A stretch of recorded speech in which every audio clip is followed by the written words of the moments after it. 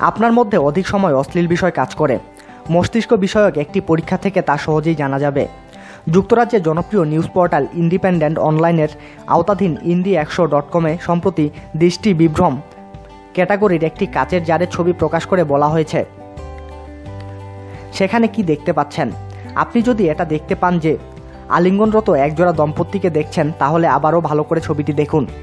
News পোর্টালটির তথ্যমতে যারা বেশি যৌন ভাবনা করেন তারাই ছবিটি দেখা মাত্র আলিঙ্গনরত দম্পতি দেখতে পান, কিন্তু যারা যৌন চিন্তা কম করেন তারা অন্য কিছু দেখতে পান। ছবিটিতে আসলে ডলফিন রয়েছে, কিন্তু তা কোথায় সেটা কি দেখতে পাচ্ছেন?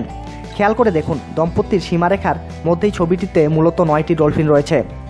সুতরাং প্রথম দেখাতেই আপনি যা ভেবেছেন তা আসলে আপনার ব্যক্তিত্ব প্রকাশ করে।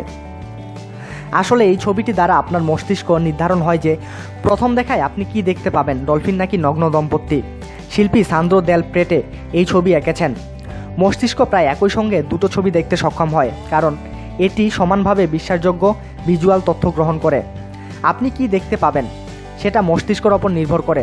তাই বেশিরভাগ প্রাপ্তবয়স্ক মানুষ যেখানে এই ছবিতে নগ্ন দম্পতি দেখেছেন, সেখানে শিশুরা সহজেই ছবিটিতে ডলফিন খুঁজে পেয়েছেন।